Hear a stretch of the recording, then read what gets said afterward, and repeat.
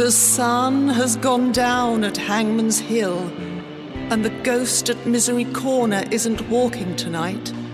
So, welcome to the Weird Tales radio show, your weekly fix of ghost stories, urban myths, witchcraft, magic and folklore.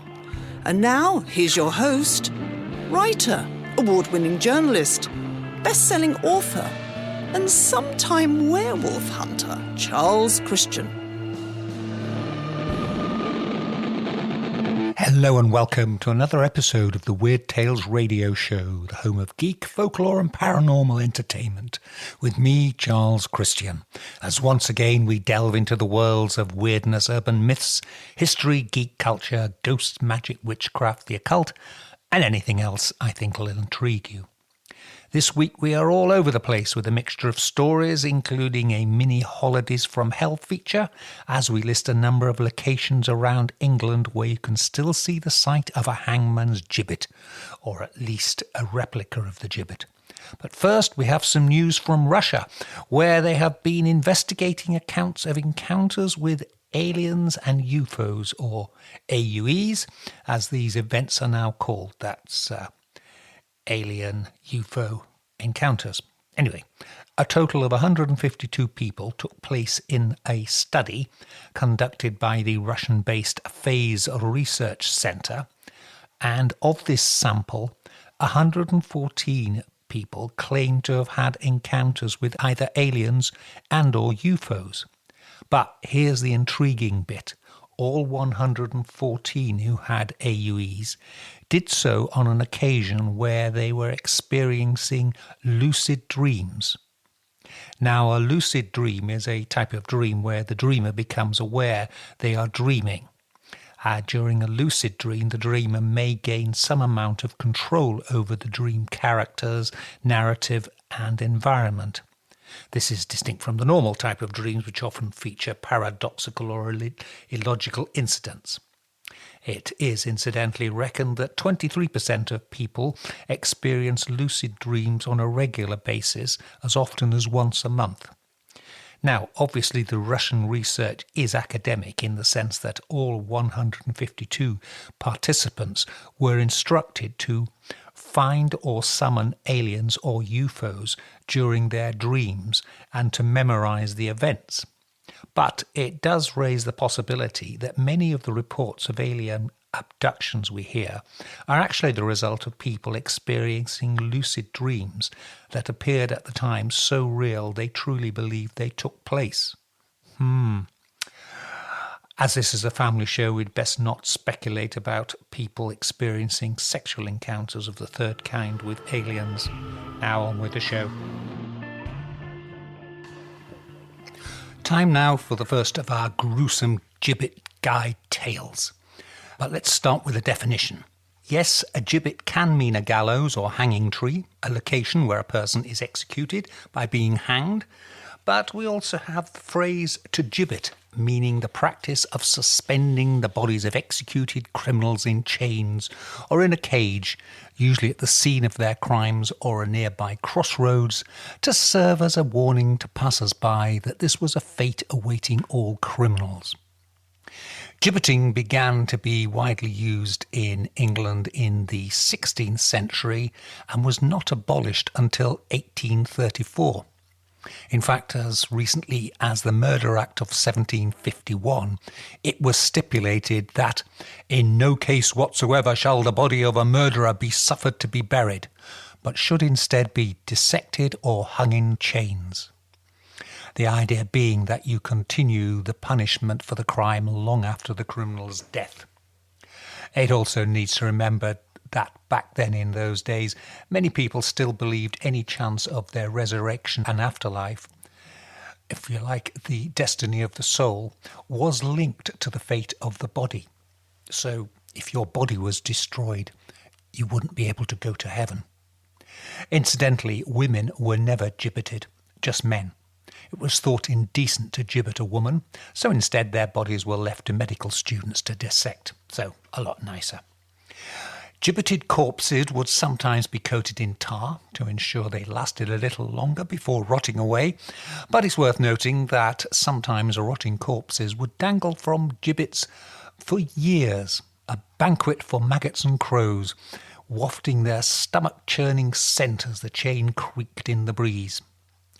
And not surprisingly, there were frequent complaints about the sight and smell of a decaying corpse, and attempts were made to remove and bury bodies.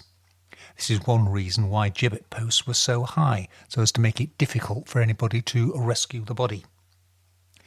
There was also an interesting, albeit gruesome, folklore associated with gibbets. It was said that you could cure toothache by cutting a splinter off a gibbet, and indeed it's been reported that some of the replica gibbets that dotted around the country, people are still cutting off splinters. You cut off the splinter of the gibbet and you rub it on the offending tooth or gum. Objects associated with hangings were also believed to have magical or healing properties.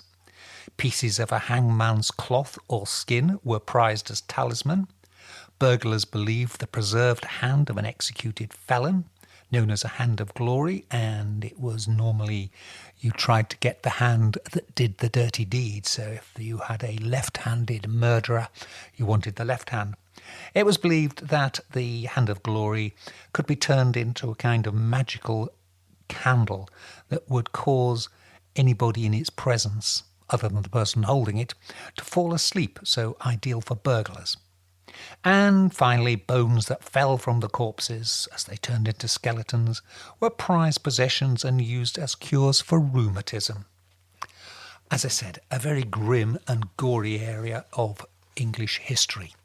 Anyway, let's start with the first of our gibbets, and the location is Steng Cross Gibbet in Northumberland. It's also known as Winter's Gibbet, and it's close to Scotland and was intended as a warning to cattle rustlers and border raiders that this is where they would end up.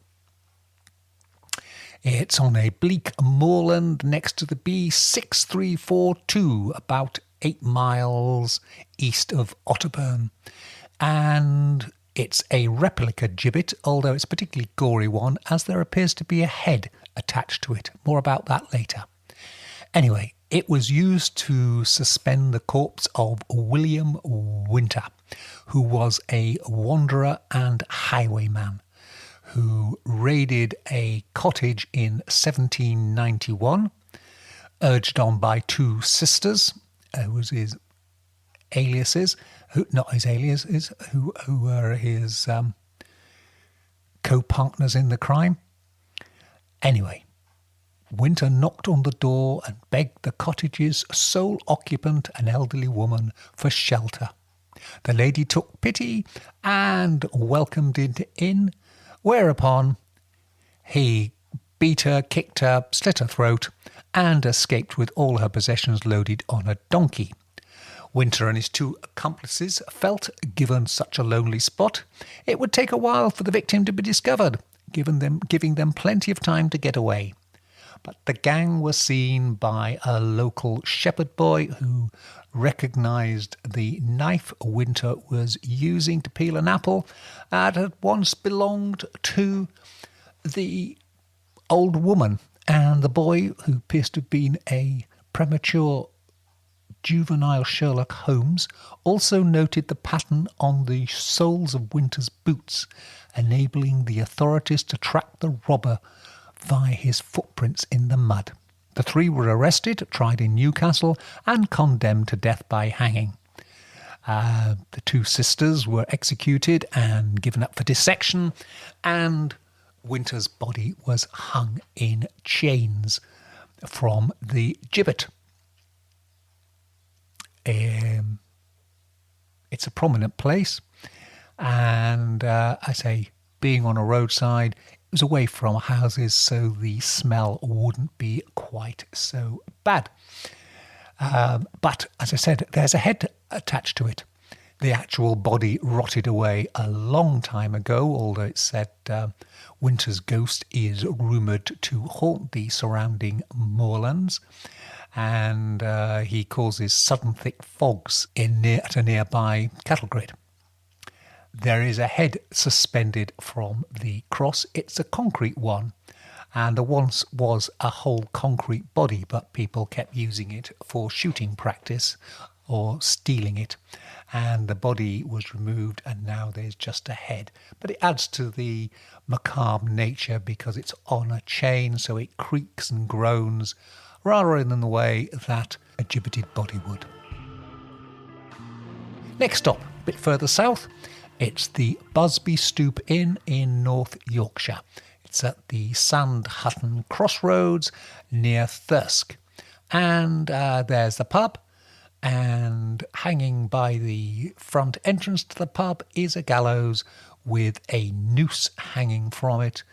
And until recently, the pub sign featured a spindleback chair. More of that later. Now, the story connected with this is that the landlord, a Thomas Busby, was a notorious drunkard and criminal. And one day in 1702, he quarrelled with his father-in-law. One suggestion is the old man was trying to rescue his daughter from Busby. The other was that they were both in a coin counterfeiting gang and they were arguing about the loot. Anyway, Busby lost his temper and beat his father-in-law to death. He was sentenced to be hung on the other side of the crossroads from his inn, after which his body was to be gibbeted. Before his execution, Busby was permitted to have one last drink in his own pub, so he sat in his favourite chair, this is the spindleback chair, and when he got up to face the rope, he is said to have cursed the seat, warning that anyone who sat in it would meet a premature and violent death. Anyway, exit Busby, to be hanged and left in chains to rot outside the pub, and back to the pub and the chair. And over the years, a number of people have been unwise enough to sit in Busby's chair, and all apparently have succumbed to his curse. A young labourer, tricked by his colleagues to sitting on the seat, the same day fell through the roof of the house he was working and killed. And in the Second World War, some Canadian airmen stationed near the Busby Stoop Inn dared each other to sit on the chair. Shortly afterwards, their plane crashed, killing everyone on board. One of the pub's landlords, disturbed by such stories, and bearing in mind this has now been going for 250 years, it seems a little bit slow on the uptake, he hid the chair in the cellar. But one day a man delivering beer spotted the seat and decided to take a rest. A few hours later, his lorry crashed, killing him. The chair is now kept in a museum in the nearby town of Thirsk, hung high on a wall so no one is tempted to test whether the curse is true. Although it has to be said, some people dispute the chair's originality, claiming its style with machine-turned spindles would date it to after Busby's lifetime. So, exciting times, eh? We're very, very excited here. Anyway, your new book is just out. And the feedback is really good, which I'm not too surprised about because it's excellent. However, it's called Shuckland, and its subtitle, just to give you a drift, is Weird Tales, Ghosts, Folklore and Legends from East Anglia's Waveney Valley. Mm-hmm. So, can you tell us a bit more about it, elaborate on that subtitle, and maybe just go into your inspiration for writing it? Right. Well, thank you, Janie. It's nice to have you back on the show. Been a while. I love to be on the show, as you know, but sometimes schedules don't quite sync. Yes. Anyway, the book. Yes, as you say, it's called Shuckland, and it takes its name from the notorious black shuck, which is a legendary creature, a hellhound that haunts this part of the world. hence the name Shuckland. And I suppose the inspiration is this is the part of the world we now live in, and travelling around it, just spotting odd plaques on buildings and reading snippets in magazines, etc., made me aware of the huge wealth of folklore and legend and everything surrounding it. And as is often the way, the more you dig into something, yet more and more stuff you find to follow up. And it was intriguing me, the fact that down the river valley, we've got this huge mixture.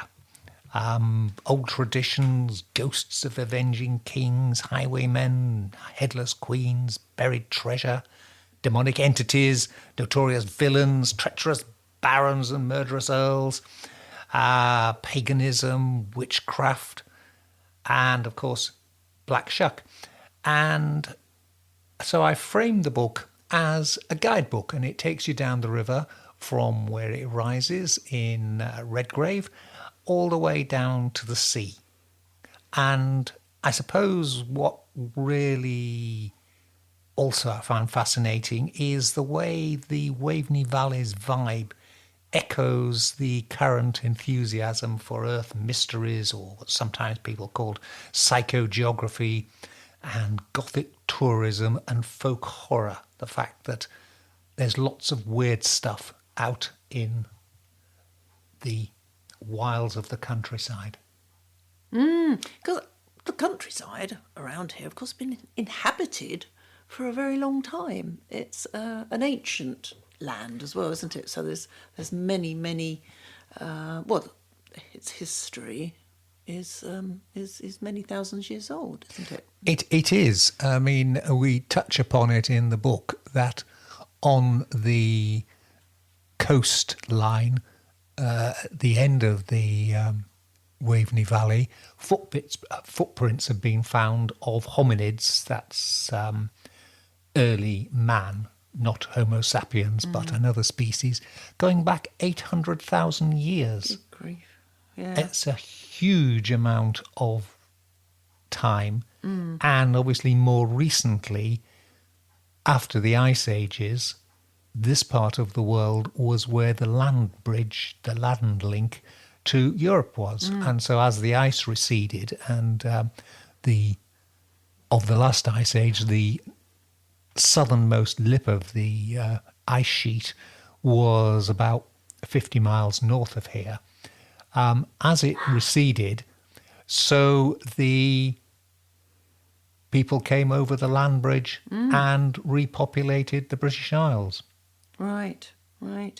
So because what obviously I notice in here is that awful lot of true life historical characters spanning centuries. It's a rich source of stories, ancient and indeed modern. Yeah. And again, with that strange thing that truth is often more strange than fiction. Yes. All All of the characters and the stories that you tell, they have their roots in truth or are actually true.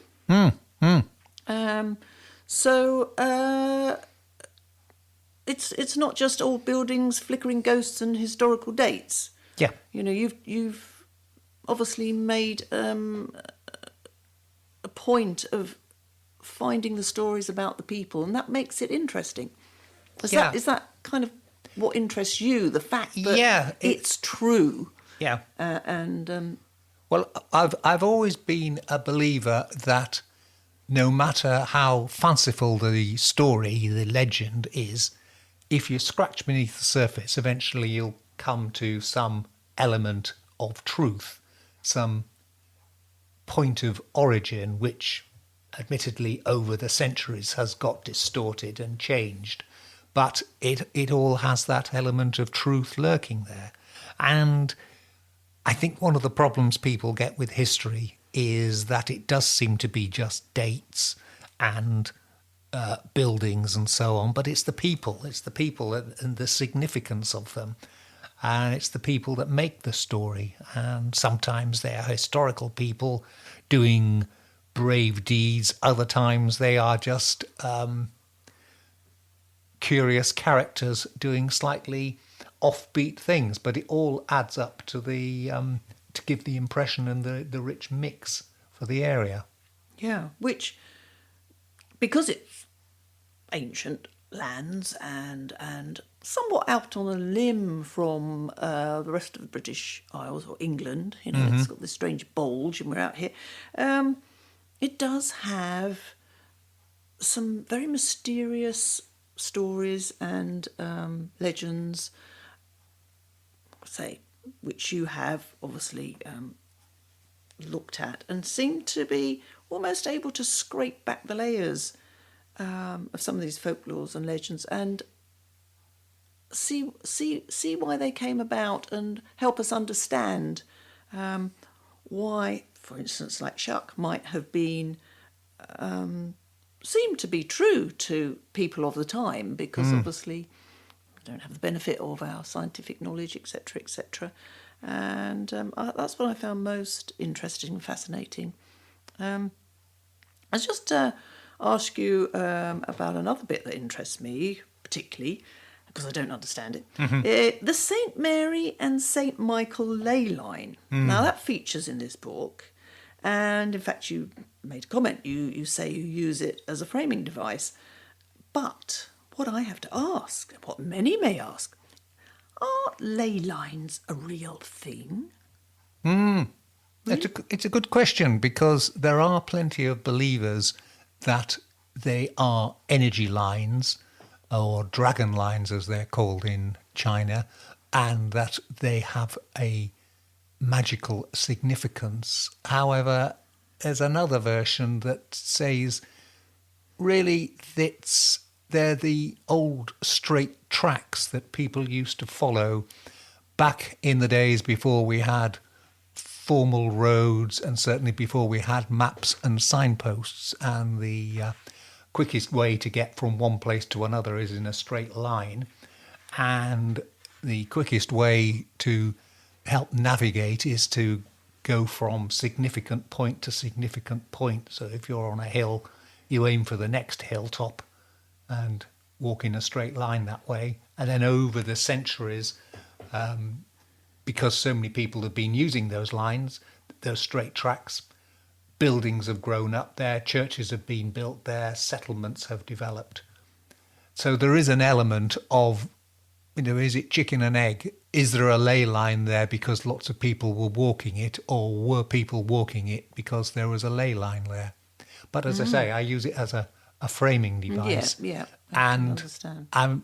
The St. Michael, St. Mary is probably the most famous ley line in the British Isles, and it runs from the Norfolk coast, which may seem a bit odd, except if you go back to ancient history, it was actually the entrance into the British Isles via the old land bridge across what we now call the North Sea, and it went down to the southwest, Cornwall, and again that might be a bit of a scratching of the head, but Cornwall was the source of tin, and tin was a major metal back in the Bronze Age, because you mixed tin with copper to get bronze. Right. So it was, just as people today fight for various types of soils and minerals that can be used in batteries for cell phones and things like that.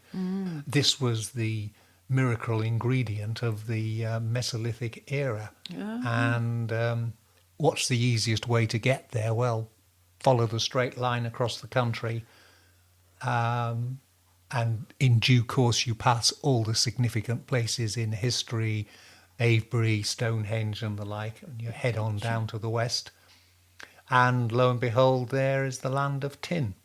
And I say, not just for English travellers, but for anybody else landing in the country and visiting. That was where the wealth was. That was what people were wanting. And so then they would return and they would have this magical material with them. And, so it helped build up the legend that there was something significant about it. Gotcha. All right. Yeah. I'm not a great history book lover, I have to say. I've sort of not got much attention span these days, but I did find that the way it was finally put together is very accessible, but at the same time has a lot of information there that will satisfy somebody who is really into history. But I think perhaps because it's broken up with quite a few diagrams and pictures and little odd notes and things, makes it not a dense read. Yes. Was that a particular plan that you had to kind of get this combination of accessibility and a bit of a lead-in for people that weren't that interested in history, but still put the content in there? Yeah, definitely. I mean, it's very much aimed as a popular book. It's not intended as an academic book. And I didn't want to present people with a huge mass of text that was just going to be heavy duty, wading your way through.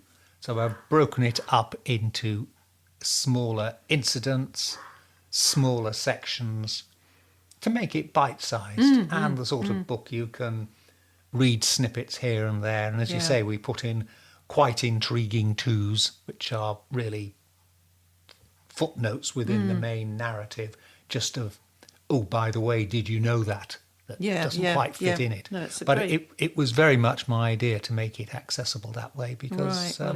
It worked, I think. And other people have said that, who perhaps aren't history buffs, that it's readable. So that's lovely. So where can people find this book? How could they get hold of a copy? Right. Well, it is available on Amazon. It's available in bookshops. And I'd say it's available on Amazon in the UK as a paperback, price $12.95, and it's also available both in the UK and generally on Amazon as an ebook for £3.25. And the ebook is a exact replica of the print book, so you still get all the diagrams and the pictures and the illustrations within the text rather than clumped around. Yes, that awful thing where sometimes you have to wait to the end of the chapter, or there's a footnote and you have to lose your place. That does not happen. Yeah. It's all in the same. Right. That's really good. I like that. Yep, and it's out and available now. Fantastic. And it's it's called Shuckland. Shuckland. Shuckland. As Black Shuck is the inspiration. Probably still roaming the land somewhere. And by Charles Christian. And that's lovely. Thank you very much for... Well, thank you. You're welcome. You're listening to the Weird Tales radio show with Charles Christian. Now, Harrison Ford is currently in the UK filming the fifth of the Indiana Jones movies. He might want to head off to Burton-on-Trent, which is a brewery town in the Midlands, and to visit Sinai House, as it's suggested that beneath Sinai House, which is a 16th century timber-framed house, although part of it is now fairly derelict and being restored. Beneath it are a warren of tunnels which are said to have been a home for storing treasure of the Knights Templars, including the Holy Grail and the Ark of the Covenant. Yes, buried in a brewery town. The theory stems from the fact that the land was taken over by the time of the dissolution of the monasteries by an ancestor of one of the Knights Templars, and the question is, why was he so keen to get his hands on the property? There was a monastery there which was then demolished, and the theory is it was demolished because they were searching for something, their Templar treasure. Anyway, if we get any more updates on this, you'll be the first to know.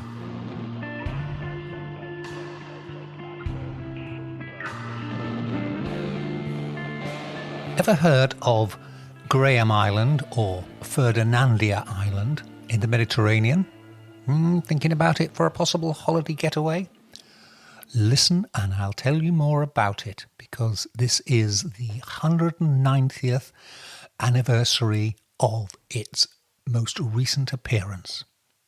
Now, in folklore, there are lots of tales of mysterious islands that come and go.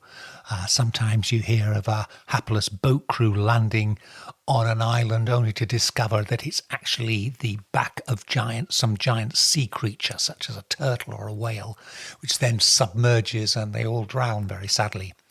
Other times it's an island that is glimpsed but you can never reach. Good example is High Brazil, which is not off Brazil but is actually off the west coast of Ireland and crops up on a few medieval maps as a real place. And finally, of course, there's the granddaddy of them all, Atlantis. Did it really exist? Did it sink beneath the waves? Whatever. Anyway, let's talk about Graham Island. Possibly a more accurate name is the Graham Bank or Graham Shoal. And it is just off the end of Sicily, and it's a volcanic island that, as a result of volcanic action, periodically appears above the sea level, only for the volcano to cease being active, whereupon the sea washes away the stone that's been thrown out by the volcano, and it vanishes until it pops up again. And it is reported to have appeared and disappeared at least 4 times in historical accounts. The most recent one being almost exactly 190 years ago in July 1831. There were reports of high seismic activity and eruptions sometime around about the period 28th of June to 10th of July that year. And then there was accounts of smell of sulphur spreading across Sicily and a column of smoke being seen, and it was thought maybe it was a boat on fire, and somebody else reported that the sea was bubbling, and another said that there were lots of dead fish floating around it. Anyway, by the 17th of July, a fully grown islet had been formed, enough to where a Sicilian customs official called Michele Fiorini was able to land and claim the island for the Kingdom of Sicily. It should be noted that this was before Italy was formed as a country, and the southern part of the Italian peninsula was the Kingdom of the Two Sicilies, which was southern Italy and the island of Sicily. Not to be outdone by the Sicilians, on the 2nd of August 1831, a Humphrey Fleming Stenhouse, the captain of a Royal Navy ship, HMS St. Vincent, claimed the island for the British Empire and named it after Sir James Graham, who was the First Lord of the Admiralty at the time.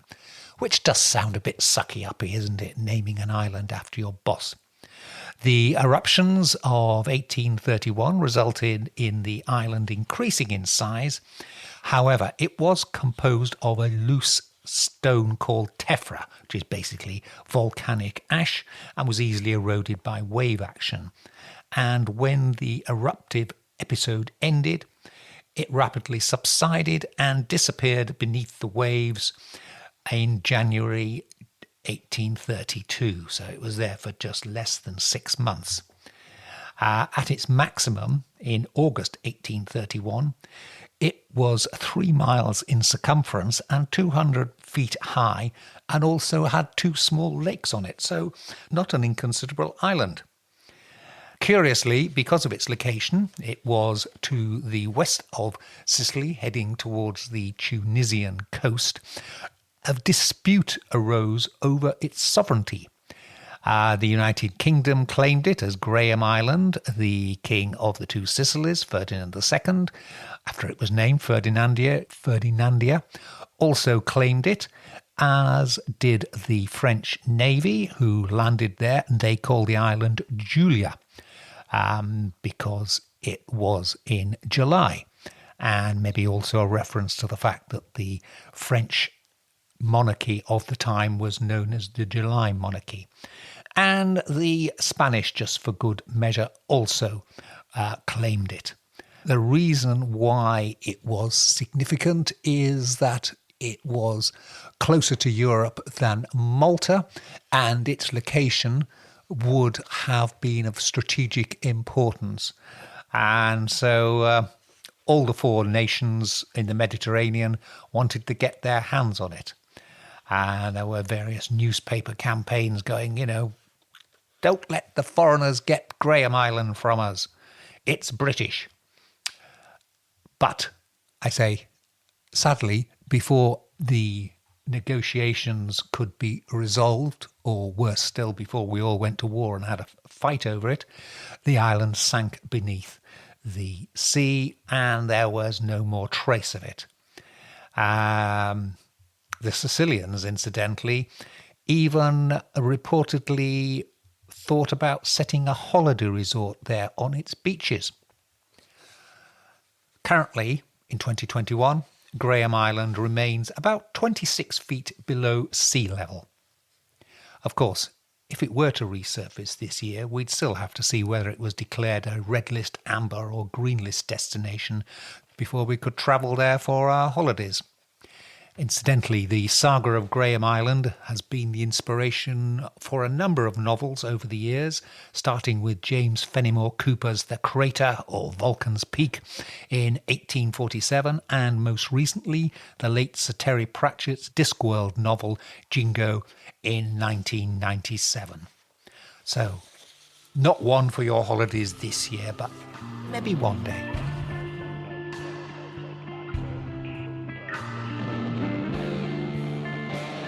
Our third gibbet is at Execution Dock at Wapping in East London. When the tide is low, go down the Pelican Stairs next to the Prospect of Whitby pub. And as you pick your way along the foreshore, which of course is fascinating because it's got pottery shards there, old clay pipes, all manner of stuff. Indeed, we will be having an interview with a well-known London mudlark, person who goes exploring the beaches. You'll see a gibbet rising from the stand with a noose dangling from a surprisingly short rope. This is because you're near the site of Execution Dock, where for over 4 centuries pirates, mutineers and smugglers were hanged. They were executed here because they'd been sentenced by Admiralty courts whose jurisdiction covered all crimes committed at sea. The gallows at Execution Dock were just below the low tide mark on the river. And yes, crimes for which sailors could be hung included murder on the high seas, acts of mutiny that led to death, and sodomy. They were all brought back and taken to Execution Dock. And there is a bit of a debate about quite where it was located, but I say it is thought it was next to the Prospect of Whitby pub. And one of the most famous people or infamous people to be executed there was Captain Kidd. It was a particularly gruesome way of executing criminals because they were hanged on a short rope. So instead of it snapping their neck, they spent half an hour strangling to death and suffocating. And if that wasn't enough, they weren't cut down until at least 3 tides had washed over their heads, just to make sure. So drowned you as well as hang you. The last executions at Execution Dock were in 1830. Once they'd been executed, the remains were hung in chains either at Execution Dock or at Cuckold's Point on the Rotherhithe Peninsula or Blackwall Point near where the O2 Arena now stands. Time now for another creature feature courtesy of my column in the Ancient Origins magazine. And with the Olympic Games now taking place in Japan, this time around I'm focusing on the dragon, a fabulous beast that features heavily in Japanese folklore and legend. Let's start at the beginning. You find legends of dragons and dragon-like creatures in almost all cultures on the planet, but where did they originate? There are two popular suggestions, and the truth is probably a mixture of the two. The first is they stem from tales of encounters with real creatures, but became mangled and exaggerated with retelling, a bit like an angler's tale of how big was the fish they caught that they had to throw back. So imagine you are in the city of Constantinople in the year 800 AD and a traveller is telling you the tale of an encounter with a crocodile. Or you are in Kyoto, the former capital of Japan, that same year listening to tales of the Komodo dragon, a real-life beast with a venomous bite. You'd be in little doubt that they were talking about dragons. Combine this with a second factor, the discovery of dinosaur bones, mammoth bones, and the partially decomposed remains of whales washing up the shore. And to this day, whale remains are still being misinterpreted as sea monsters. And once more you would believe they were the remains of dragons. Given the global appeal of dragons, it's hardly surprising that different cultures have depicted them in different ways over the years. For example, the European version tends to be a flying, fire-breathing or venom-spewing dinosaur, whereas the Japanese dragon is more of a water deity, usually depicted as a large, wingless, serpentine creature with clawed feet. It's also generally reckoned the Japanese dragon was heavily influenced by the Chinese dragons and indeed contains features imported from Chinese, Korean and Indian dragon legends. But talking of the Japanese dragons, there are differences. For example, the Japanese dragons are almost always shown with 3 claws in each foot, whereas in Korea it is 4 claws, and in China the imperial dragon has 5 claws. Word of advice, if you do encounter a dragon, probably best not to examine its feet to see how many claws it's got. Also, there are differences in behaviour. Chinese dragons are generally benevolent, bringing the rains, and are needed for agriculture, whereas Japanese dragons are more malevolent and prone, like their European counterparts, to snacking on innocent maidens. At least until some hero comes along to slay them. But to get back to the question I posed at the outset, can you actually train a dragon? Fantasy novels and movies frequently feature reluctant heroes who discover they have magical powers and allow them to charm and subdue dragons. Folklore, however, tells a different story. In the best-known example, the Golden Legend telling of St. George and the Dragon, St. George arrives to save a virgin princess who has been offered as a sacrifice to the dragon. St. George wounds the dragon with his spear and then asks to borrow the princess's girdle. This, I should point out, is not a piece of underwear, but there was the name for the belt worn outside a dress in medieval times, which he then places around the dragon's neck. And the dragon then follows the princess like a beak beast or the tamest dog, depending on the translation, on a leash. Problem solved. If you plan to go dragon hunting this summer, ensure you are accompanied by a belt-wearing virgin maiden. Our next gruesome gibbet holiday destination is Caxton Gibbet in Cambridgeshire, which stands on the A1198, which used to be called the Ermine Street Road, which links London to Huntington, close to the crossroad connecting the Cambridge and St Neots. The rumour, this Caxton gibbet, it has to be said, is a replica. The original gibbet rotted away sometime during the early part of the 19th century when gibbeting ceased to be lawful and public executions ceased to be practiced. But the replica was set up in the early 1900s as a mock gallows. Possibly it was to drum up business for a nearby pub called the Caxton Gibbet. Nowadays it's near a number of motorway services and actually stands in the car park of a McDonald's. I know nobody's thought of the novelty of maybe having a Ronald McDonald swinging from the gibbet. There was a particularly gruesome story associated with it, that people were left in chains while they were still alive. And one tales of a murderer called Partridge who was hanging there still alive, and a baker went past and feeling sorry for him, the baker threw him some pieces of bread, and for his crime the baker was arrested and also hung alive from a gibbet, which is a very gory story, except of course it didn't happen. Convicts were gibbeted at Caxton from the 1670s and it was still in use in 1745, but nobody was actually still there hanged in while they were still alive. They were always dead. And now for another of our gruesome gibbet tales, and this is Coombe Gibbet in Berkshire, and it stands on Gallows Down. No guessing where the name comes from, and it's actually on top of a long barrow, so going back even further into ancient history. And it was erected in 1676 to display the bodies of George Broomham and Dorothy Newman.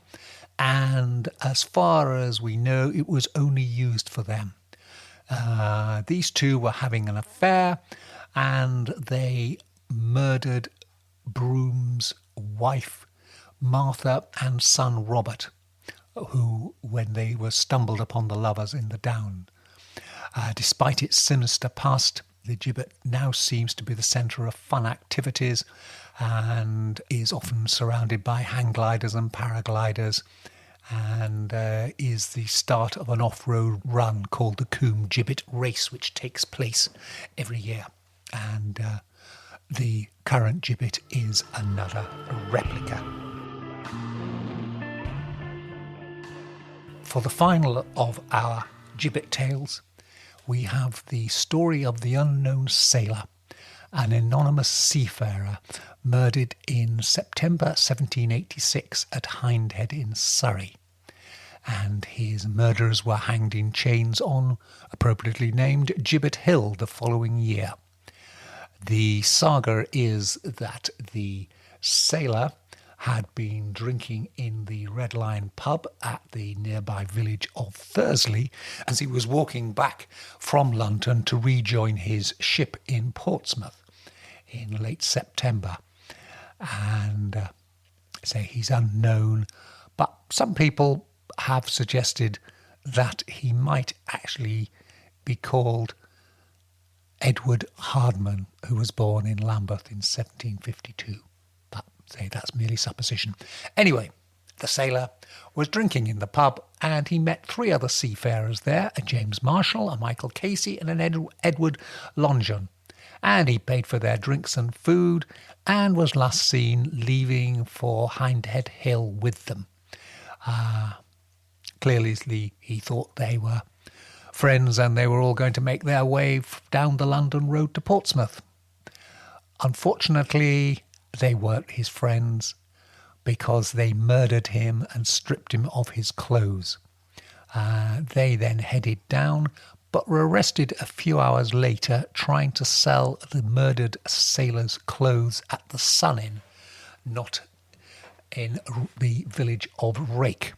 The Hampshire Chronicle of the 2nd of October 1786 reads, Sunday last, a shocking murder was committed by 3 sailors on one of their companions, a seaman also, between Godalming. They nearly severed his head from his body, stripped him quite naked, and threw him into a valley, where he was providentially discovered soon after the perpetration of the horrid crime by some countrymen corning over Hindhead, who immediately gave alarm, when the desperadoes were instantly pursued and overtaken at the house of Mr. Adams at the Sun Inn at Rake. They were properly secured and since lodged in jail to take their trial at the next assizes in the county of Surrey.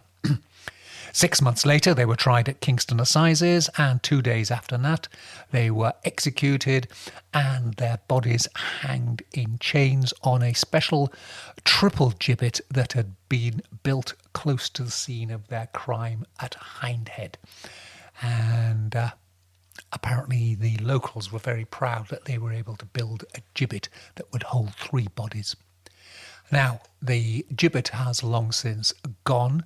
However, there are 3 memorials. In Thursley Churchyard, there is a gravestone paid for by the residents that reads, "In memory of a generous but unfortunate sailor who was barbarously murdered on Hindhead by 3 villains." Then, on the old London Road, now you need to watch out if you're driving, because there's now a tunnel that goes under this whole area, Devil's Punch Bowl as it's called, so you need to get off the main London to Portsmouth Road to find this. But it's called the Sailor's Stone, and it was erected by a local man, and it says on the front, "Erected in detestation of a barbarous murder committed here on an unknown sailor," and ends with the biblical phrase, "Whoso sheddeth man's blood by man, shall his blood be shed." That stone was erected in 1786 and then renovated in 1889 by one of his descendants. And on the back of the inscription, back of the stone, there is another inscription, and it says, "Cursed be the man who injureth or removeth this stone." This possibly explains why the stone was first moved in 1826, when the London Road was realigned, and then it was replaced a bit later at another corner, and then moved back to its original location, with the curse being added on the back, when the road was changed again, and then finally it was moved again in 1832 back to where it is now, which is believed to be where it originally was, but the road's been moved and changed around. And finally, we have a Celtic cross, which was paid for by a local squire. It was on the site on Gibbet Hill of the actual gibbet. It was erected by Sir William Early, and he did this to dispel the fear and superstitions of local people and to raise their spirits. Latin inscription on it which says, translation, "Light after darkness, peace in passing away, hope in light, salvation after death." This is because the area had a reputation for being haunted by the ghosts of the murder victim and also the 3 murderers. And it was thought that putting a nice Christian cross there in place of the original gibbet would raise people's spirits and generally improve the area. So there you have it. Lots of gibbets to visit if you are travelling around England. England, home to zombies, werewolves, green-skinned fairy folk? And how about dragons, strange monoliths and vampires? If you're fascinated by the bizarre and unexplained, join Charles on a road trip around the newly discovered walled Newton Triangle, where fact is much weirder than any fiction. Check out Charles Christian's fantastic Kindle book, A Travel Guide to Yorkshire's Weird Wolds, on amazon.co.uk and amazon.com.